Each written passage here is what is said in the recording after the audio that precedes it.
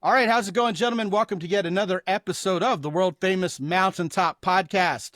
As always, I am your host, Scott McKay. You can find me on a myriad of social media platforms, not all of them, but close to all of them, at Scott McKay on TikTok, on X, on Truth Social, and on YouTube. You can find me at Real Scott McKay on Threads. Don't go there, it's terrible. And especially on Instagram. Guys, if you haven't been to the mountaintoppodcast.com lately, I don't know why I'm shaking my head while I say that. That's like a subliminal, non sequitur. Yes, not I yes. definitely do think you should go to my website. Yeah. And so does my guest. And when you go there, you'll be able to check in on the latest master classes, download the free book, Sticking Point Solved, check out all the show notes. It's generally a lot of fun over at mountaintoppodcast.com. The Facebook group, as always, we welcome you with open arms. See, that was the right gesture for the right moment. For those of you guys who are watching, even Peter will welcome you to the Facebook group, which he hasn't joined yet, but I'm assuming he will. And that's at the Mountaintop Summit on Facebook. So, who is this illustrious guest who is already mirroring my actions because he knows how to be social? Well, his name is Peter Moore, and he's a columnist, a writer, an illustrator, and former editor of Men's Health magazine, which I have been a contributor to. I don't know if it was in your time or not, but maybe a little bit after that. He's also got a Substack, which is just excellent reading, and we'll send you guys to that later. He lives in Fort Collins, Colorado, which is just a beautiful place. Hence, look at that studio he's got. It's so Coloradan. And today we're going to talk about, perhaps ironically enough, given how well he and I are already making friends, the pandemic of loneliness.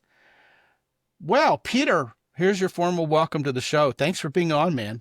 Oh, it's great to be here and to meet all of your many thousands of guys who are on here, and we all have that in common, right? We're navigating what masculine life is these days, and that ain't easy, as I know because I Yeah. used to be the editor of Men's Health magazine. You also have a lot of unhealthy men. So it's Yeah, a yeah, raging topic. Yeah. yeah. It was one of Um, the big mysteries for me when I came on at Men's Health. I was aware of the age gap between or the longevity gap between men and women. Women can expect to live 4, 5, 6 years longer than the average guy. And, I started looking into that as the editor of a health magazine. And really, the topic that we're talking about today, loneliness, the ways that guys interact, uh, is one of the main theories behind it, that because we don't interact as well as the women in our lives do, that's going to that's going to be a death sentence for us if we don't take action. So, not to threaten your listeners with sudden death or anything, but it's really, this subject is that big and that important. or it could be that women are killing us softly. Well, yeah, I mean, but oh honey, have an extra dessert, that kind of thing. Well, you know what? I kid because the truth of the matter is peer reviewed study after study says that married men actually live longer. Yeah, and they have more sex too, so thank goodness for that. But yeah, I mean, Well, I that consider that like depends the on health how much game you have. the healthiest thing I ever did was, you know, that cute woman who I interviewed for a job at a magazine company I was working for. This was, several decades ago. Um, you know, I saw something in there that, we were relating in a great way, and she's been with me since then. And you know, a lot of what I do to be healthy is because of Men's Health magazine and editing that for 20 years, but also a good portion of it is that Claire McCree is in my life, and she's urging me in that direction too. Now, is she your main squeeze or a business associate? She's my wife. Okay. Uh, All right. yeah, as of Yeah, that wasn't three quite decades ago. clear. Yeah, Yeah. okay. No, thanks for that. I didn't know if this was a Batman Batgirl thing or a husband wife thing. So thank you for God, I clarifying wish that. we'd have cooler cars than we do. That much is true. Although my wife probably has a cooler car anyway because she's mama and that's what she gets. Yeah, So let's talk about this pandemic of loneliness. You kind of joked about personal loneliness during our brief time getting to know each other and making a little bit light of it, but it's not funny at all. A lot of guys out there are just absolutely alone. A lot of people in general are. And, I want to let you go ahead and riff on what you believe to be the reasons why that is and how we got here before I say anything. Have yeah. at it, So first person. I'll just briefly share my own experience here. My wife and I had two sons. Um, This is back during my men's health days. And we used to call ourselves the wolf pack, or the three of us, because we did everything together. Then they turned 13, and all of a sudden, uh, it was obnoxious of them, but they insisted on having their own friends and their own lives, and I could see them turning away from me to the things that were most important in their own lives. And when they turned away, I realized that I had been focusing on my career and my family to the exclusion of something that I used to be really good at, which was making friends and having like a wide group of male friends that I could play basketball with, that I could go on hiking trips with, that I could get together with if times were tough. And somehow I just let those skills atrophy in my life.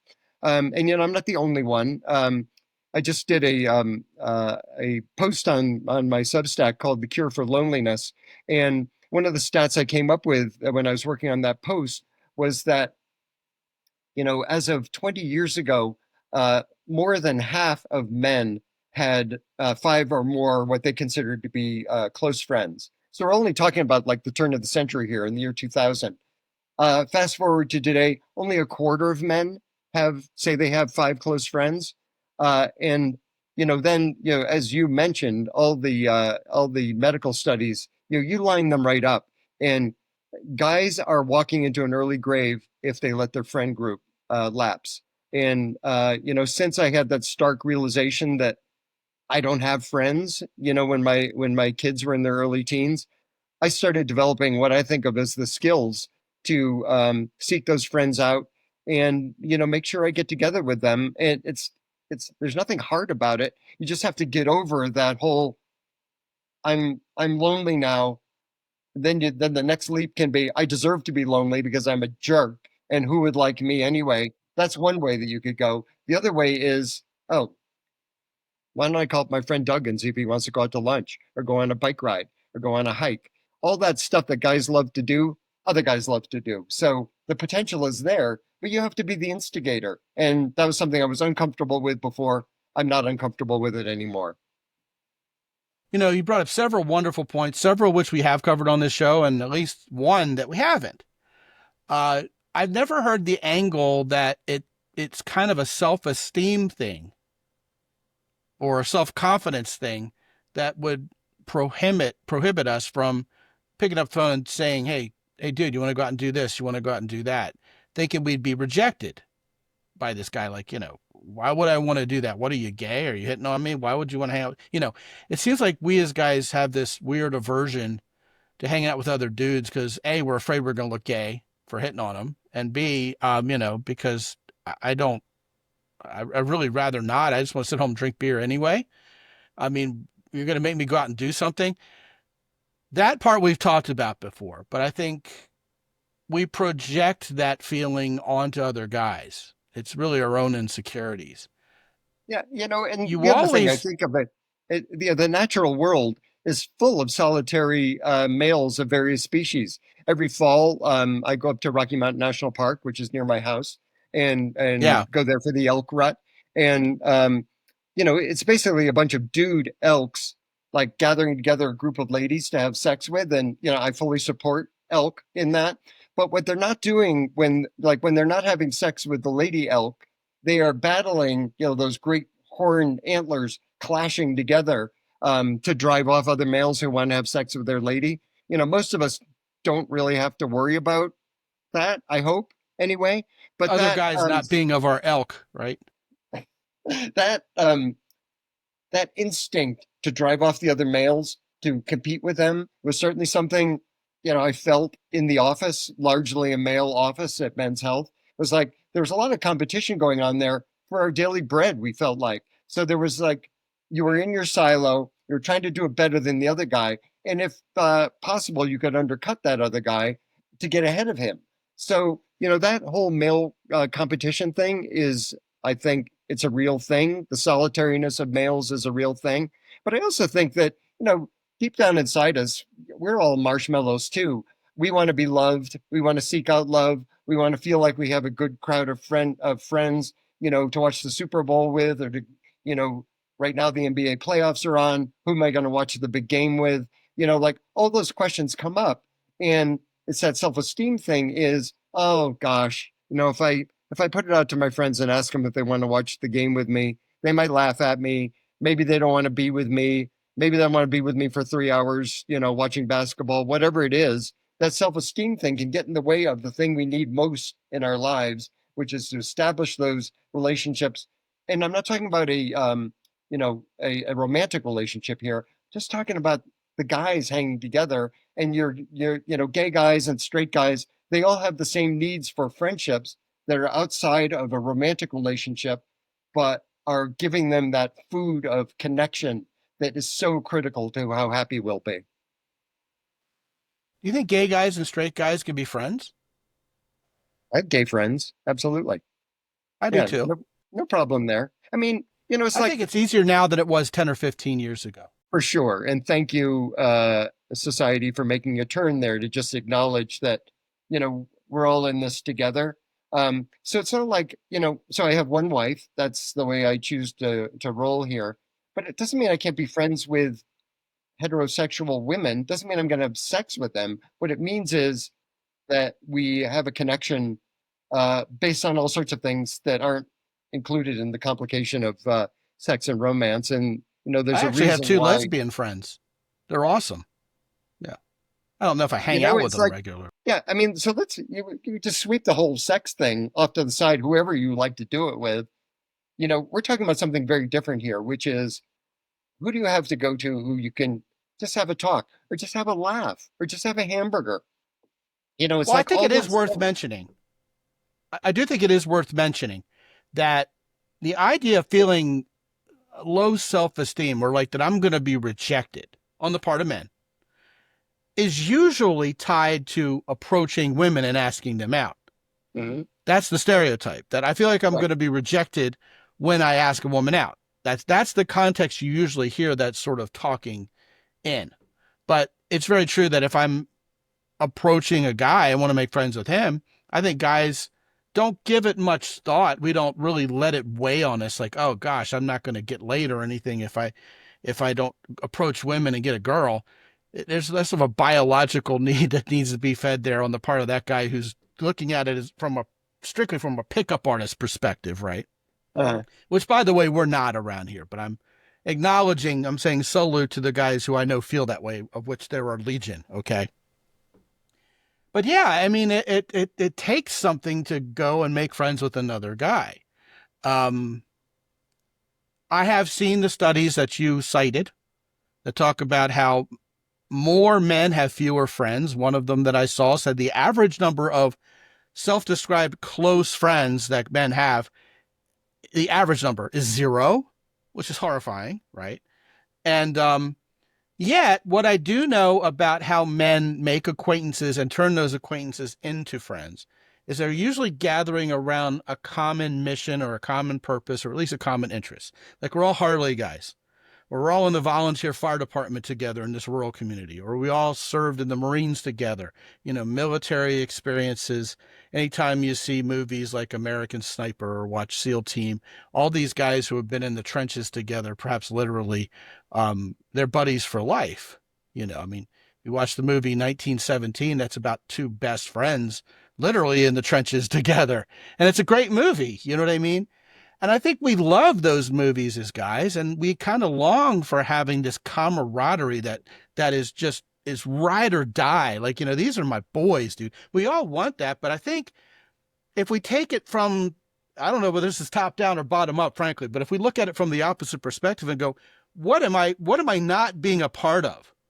What group that I should be a part of? What interest, what passion that I don't have is missing in my life? Therefore, having my dudes who were in that passion with me are therefore also missing.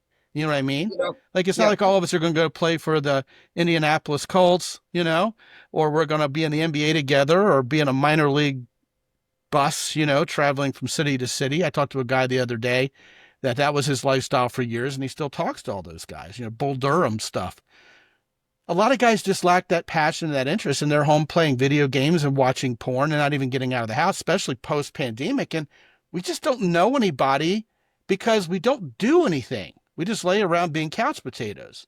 So which is it? Where's that cart and that horse, that chicken and the egg in that situation? What say Well, you?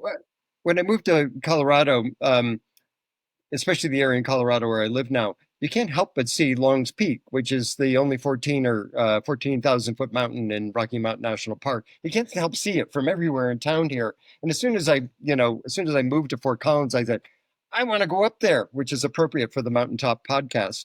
Um, For sure. and it took me a few years, but I found a group of guys who I also knew were hikers and who were up for a big challenge. And one summer, we just set our goal. We set a date. We're going to climb Long's Peak on September 2nd.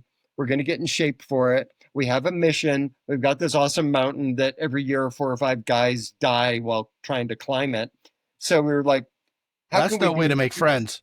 Yeah, really. You know what? It was our version of the trenches. I never served in the army. I don't know what it's like to be in a trench, but our trench was climbing Long's Peak, not falling off of it, and again, having a great day climbing Long's Peak.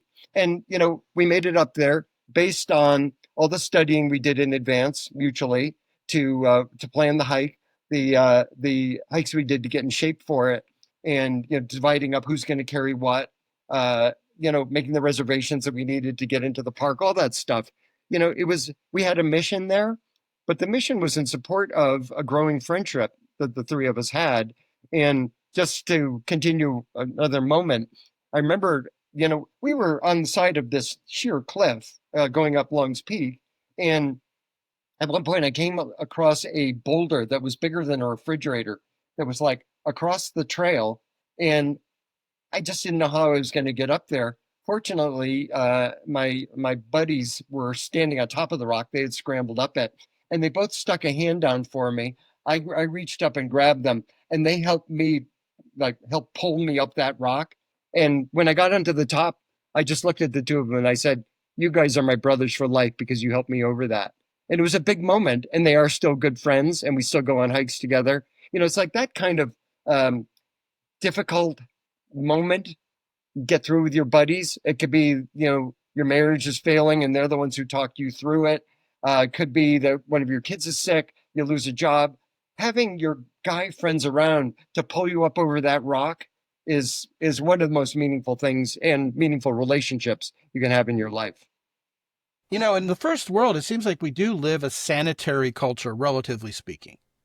There's a lot more danger. There's a lot more of a visceral existence in the developing world, and certainly in times past compared to now. We can sort of just DoorDash our way through life, watch other people have adventures on television, and do what I call the suburban sleepwalk unaffectionately.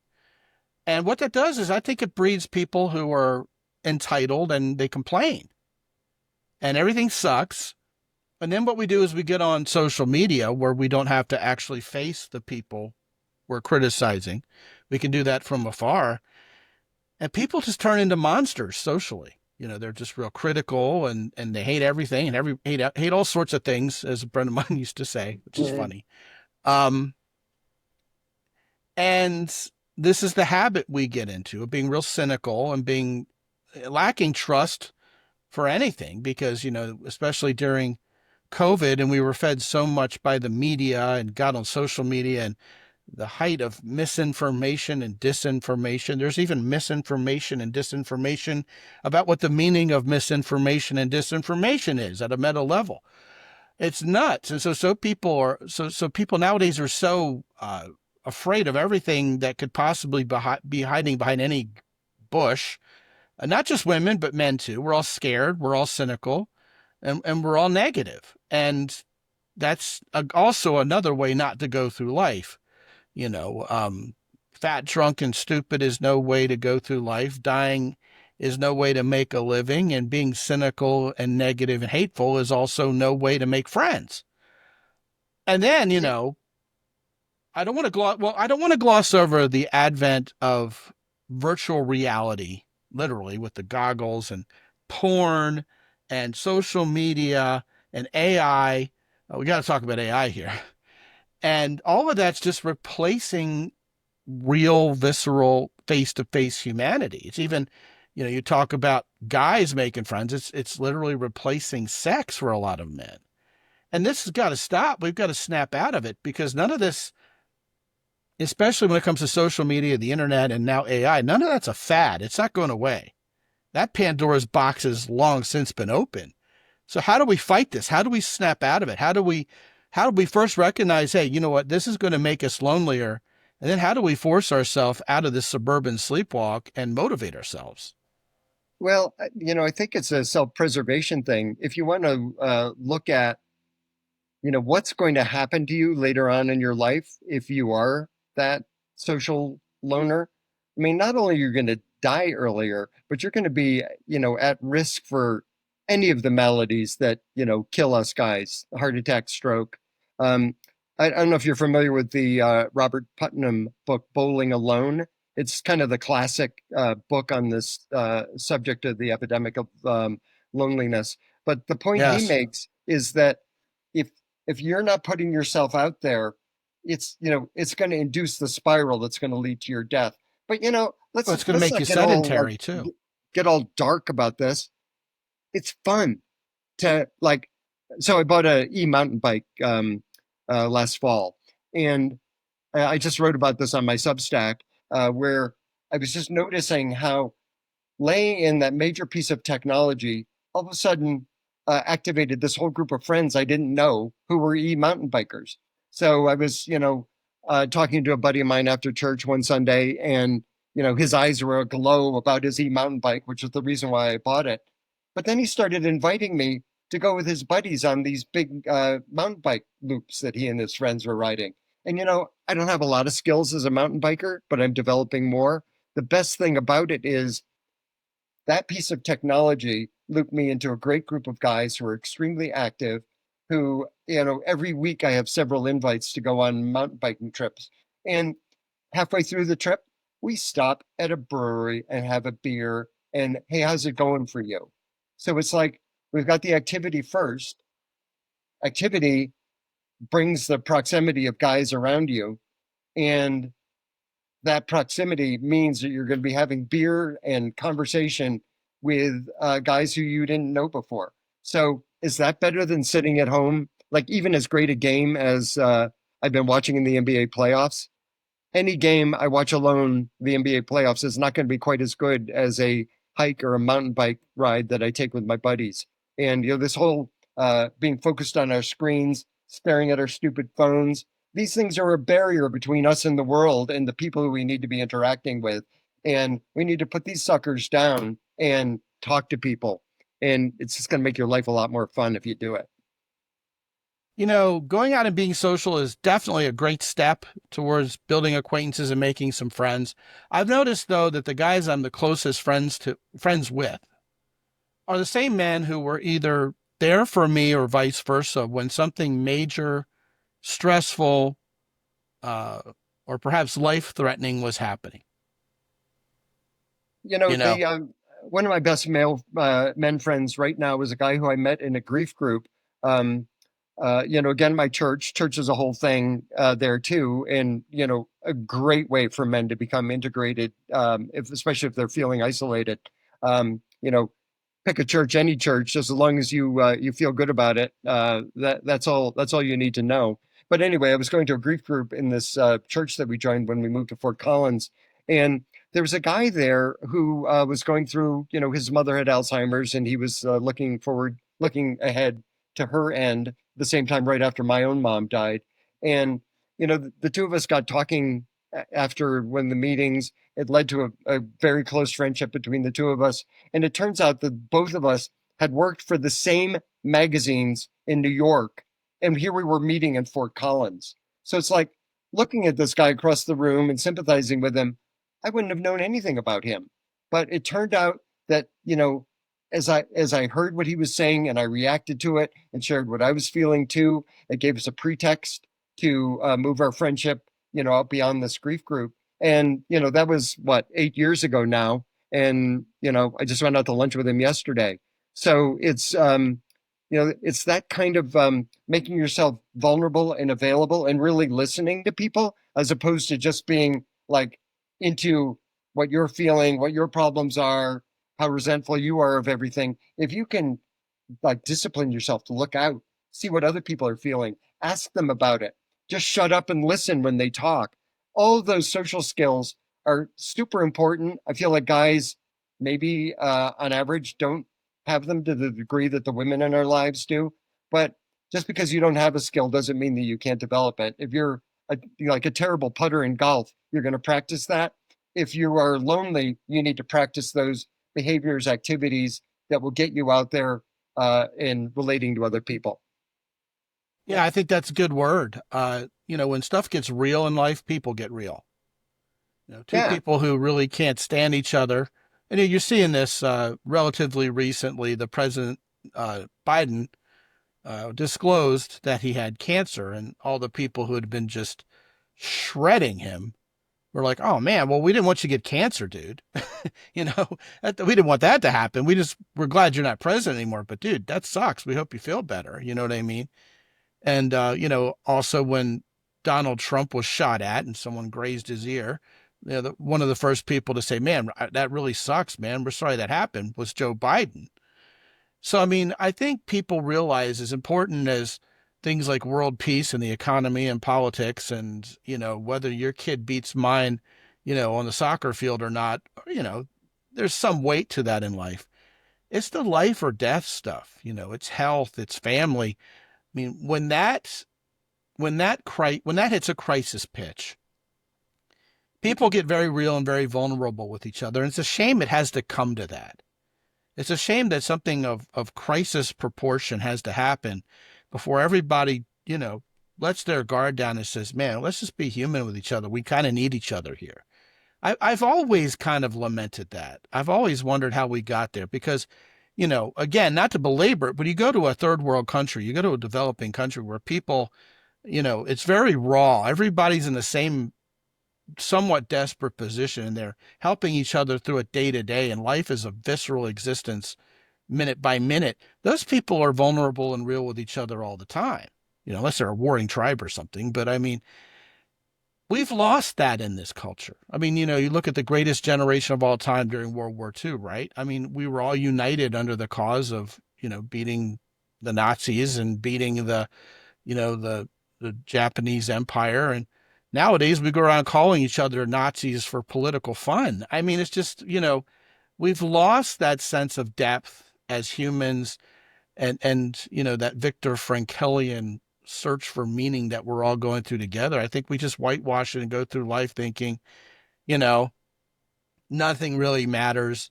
I can say or do whatever I'm going to do without consequence. If someone else gets hurt, I call it the Siri effect. People have gotten so used to just being rude to Siri because it's not a human being that they're being rude to everybody. And social media and the anonymity of being able to make YouTube comments doesn't help that. But there is something to be said for this return to human vulnerability and getting real with each other that I think would allow us to feel a lot less lonely, even if it unfortunately would signal we're probably having to go through a crisis to get there. It's ironic, isn't it? Yeah, it's just the it's one of the markers of our age that we go into cocoons now because our cocoons are really freaking comfortable with Netflix on 24/7 and food delivery to our door, but it's really cutting us off to what's most important in life. And let's be honest about it, it's awkward to reach out to people. You don't know how they're going to react. You make yourself vulnerable and you could be laughed at or made fun of. But what we have to realize too is that okay, that's a sure sign. If somebody's making fun of you or, slamming the door in your face, that person isn't going to be a friend.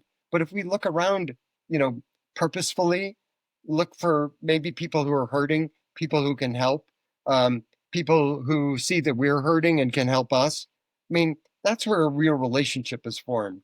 You're not going to have a real relationship, with the cutie on sexygirls.com, but you are going to have a real relationship with your neighbor who you talk to over the fence and Wait, borrow let a me write tool that from. URL down again. What was that? Sexy?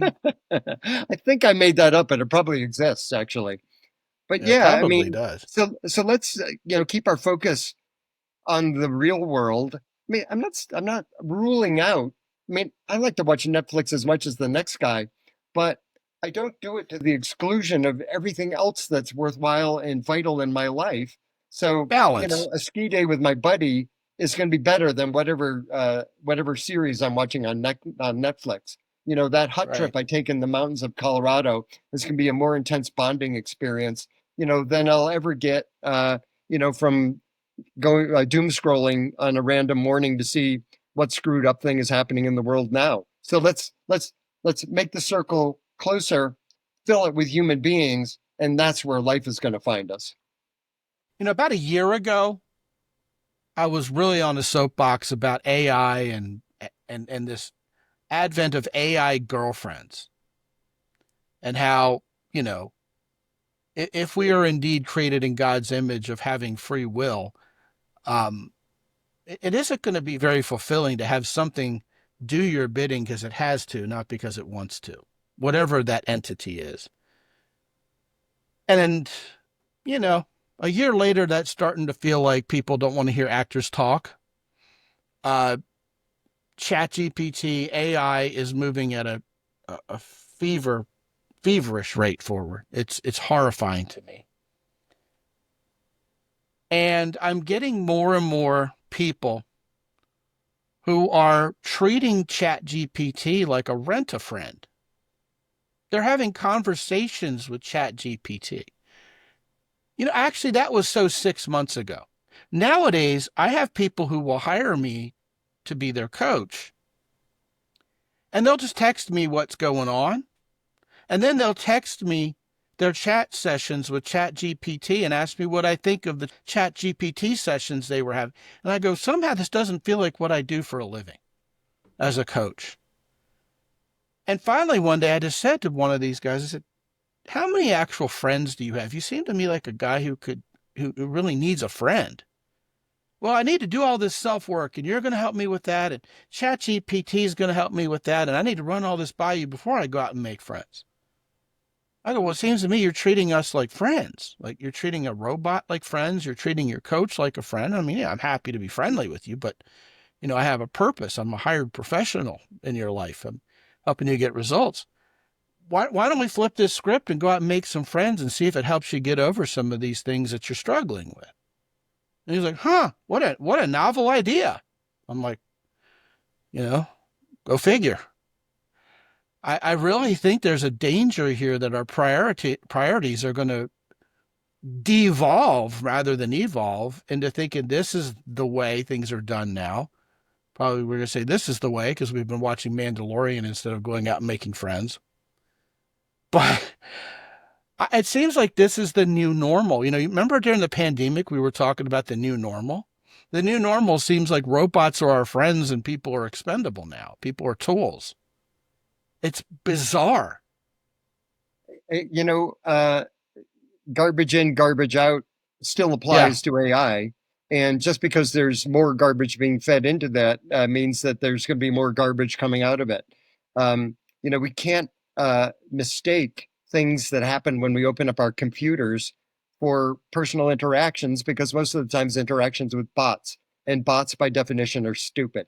And even as they get smarter, they're not going to be flesh and blood human beings. So, it's like I mean, I use AI for work. I don't rely on it for relationships or conversation because I'm having plenty of those in the real world. And there's just no way that AI isn't going to hug you back. A friend will. AI isn't going to support you in your time of need in the way that you need it. A good friend will. So it's like I'm not going to join like the doomsayers because like when radio came on, there were people talking about radio is going to ruin the world. The same thing with television. The same thing for PCs. The same thing for social media. It's just you pick your technology of the moment. People are going to say, that's the end of the world. So far, so good. The world hasn't ended. So I'm not going to say that AI certainly is useful in a lot of ways. It's not your best friend. So you need your AI and your friend, but you got to make sure that you have the friend too. What are your tips for guys who are really resonating with what we're talking about here, Peter, and say, saying to themselves, man, I got to go out and make some friends. I got to go out and hang out with some real people. What are the first steps here? Well, it's a little challenging when somebody said, "Yeah, go make friends." Oh, yeah, easy for you to say, jerk. Right, exactly. But what we used to talk It's about like in men's be health, confident. what we used to talk about in men's health was how women specialize in face-to-face conversations, right? I mean, they're like, "Oh, we haven't talked forever. Let's go out for coffee and talk." Like, I don't know a guy who's ever said to me, "Let's go out for a coffee and talk." Guys are more shoulder to shoulder socializers, meaning we're on a road trip. You're sitting next to me in the car. We've got tunes on the CD player, or we're streaming tunes, and we're headed off for wherever, the mountains. That's shoulder to shoulder. So there's time there for, God, I'm excited about our trip, but there's also time for, so, how have you been? Wasn't your older son in some trouble a while ago? What's going on with that? So there's time for, when you're shoulder to shoulder, there's time for the activity that you're pursuing, but there's also lulls in the activity where, some real interchanges happen. So for guys who Yeah. are listening to this, thinking about friends, what are your shoulder to shoulder activities? Maybe it's the local minor league baseball team. Baseball games are a great place to go and talk to a guy because baseball is so freaking boring and goes on for so long that you're going to be almost forced to have a regular conversation there. Same thing. We're Especially if watching you're an sports on Orioles TV. fan this year. There's always halftime. Oh, I apologize to your Murray Giants jersey wearing man, um, but I have what no I would say. allegiance to the team. I just went to a game and thought it was fun, so bought the jersey. Yeah. So what I would say is that there are, if you're a guy and feeling isolated, what you need to do is look around in your life. Maybe these are interests you haven't picked up in 20 years. Maybe you played the guitar in college, but you don't anymore. Find a group that's jamming and join it. Find a place where you can go to pursue your interests. Like my son belongs to one of these maker spaces in Denver. All sorts of guys in there working with all sorts of technology, explaining it to each other, but also hanging out. And oh, what's your project about? Oh, that's cool. I'm working on this one. It's like you need to find your place, find your way into those places where your potential friends will gather, and just invest in it, as opposed to all the time you'd say, have pounding your keyboard. Get out, close the computer, be where humans are. Yeah, and that's about getting out of your comfort familiarity zone too, because we as men love our setup. We get everything the way we have it, just so, and then we get into habits and we don't deviate from them. And the next thing you know, we're Ted Kaczynski. We're hermits. Yeah, I think that's Ted good Kaczynski, stuff. I think that was a good word. yeah, he's a perfect example, Ted Kaczynski. And it's also in the Robert Putnam book, Bowling Alone, talking about how men who are socially isolated tend to be the ones who become extremists of all sorts. Um, That's true. so, so the loner is the guy who hides in the bushes and picks off pedestrians walking by. It's always the first thing that, after a mass shooting, they go talk to the neighbors. Did you know this guy was nuts? And they say, well, he pretty much kept to himself. Keeping to yourself Yeah, is the number one indicated for being a nut job. And we don't want to be nut jobs. We want to be out there in the world. that could be the name of this podcast. Don't be a lonely nut job. Well, I'm so glad you and I met each other and we're not nut jobs and we're out there not being lonely. And what I want to do is I want to send these guys to your Substack, Peter, that we talked about at the beginning of this show. It's Peter Moore, Substack.com, Moore with two O's, of course. I think Sir Thomas More is the only Moore I know of who doesn't have two O's as a surname. Yeah. Oh, I But you're lived in indeed, Pennsylvania and there were a lot of MOHRs there too, a German surname. yeah, well, Anyway, yeah, they're it's beside the point in this conversation. petermoore.substack.com is where you'll find me twice a week, delighting my 12,000 subscribers. 12,001, baby. I'm in. Baby, yes. Woo! Yeah, everyone counts, man.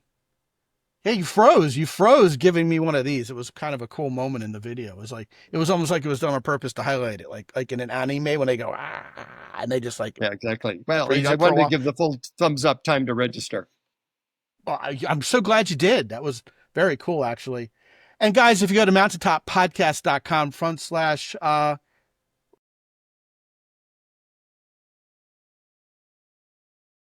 let's just make it Peter Moore, Petermoor, because I've had a Peter and I've had a Moore before. So let's do Peter Moore.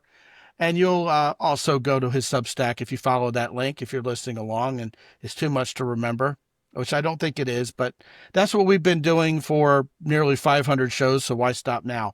mountaintoppodcast.com front slash Peter Moore. What a great conversation. You brought up so many salient points, and I really think this is going to resonate with the guys. Thank you so much for joining us today, Peter. Hope you'll come back. Yeah, I'd be happy to. And hey, let's be friends. Well, let's do that thing, man. You live in Colorado. I should come out and have a beer with you because there's some of the greatest beer ever in Colorado. See, there you are. You're already getting over your feelings of possible rejection and inviting me out for a beer. I'm there. I'll buy you a beer. Thanks, man. Yeah. And I'll buy you the second one. Good. This is opening up a whole can of worms, but just for the record, and this doesn't require any additional feedback, I just want to make sure it's said in the show. A lot of guys who are recovering alcoholics or just don't drink often find it hard to make groups of guy friends because they always go to a bar. They always get a beer together and they feel like, well, I'm going to have a Diet Coke and be the designated driver or something. But I think that's the solution. It's baked right in, right? Well, yeah, I think so. It isn't like alcohol is the answer to anything. And I'm That's not even right. that big a good drinker. When you said you'd buy me the second beer, I never have the second beer because, I'm out cold by the time I finish the first one. It's all about finding that moment to relate, which you can do on a bicycle. You can do it on a bar stool. You can be, sitting in the bleachers at Wrigley Field. All those places are great places for guys to get together, and you'll find your moments to really connect if you do that. Fantastic. Yeah. I mean, so right on the money. Thanks again for being on, man. I really appreciate you and the work you do. You're very welcome. And guys, if you haven't been to mountaintoppodcast.com lately, we talked about the free goodies you can find there. Also, be sure to sign up to get on the phone, talk to me personally for 25 to 30 minutes. I don't play a fictional character. I'm the same guy you think I'm going to be. My passport says Scot McKay on it. One time somebody said, hey, is Scot McKay your real name? I said, listen, if it wasn't, I would spell it right if it was going to be, a fake name. But alas, my parents left that second T off. Saved me a bunch of keystrokes over the course of my lifetime, but a whole lot of correcting people instead say, no, that's not me. That's some other guy.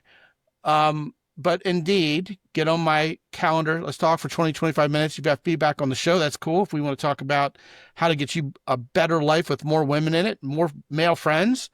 If you just want to make acquaintance, hey, I'm up for that too.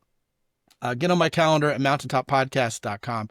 Also, gentlemen, check out our three main sponsors, Jocko Willink's Company Origin in Maine, the Keyport, and Heroes Soap. All three of our fine, longtime sponsors will help man you up. Great stuff, great products from good people. Use the coupon code MOUNTAIN10 whenever you get something from one of our sponsors to get an additional 10% off. All of that and so much more is there for you at mountaintoppodcast.com as always. And until I talk to you again real soon, this is Scot McKay from X and Y Communications in San Antonio, Texas. Be good out there.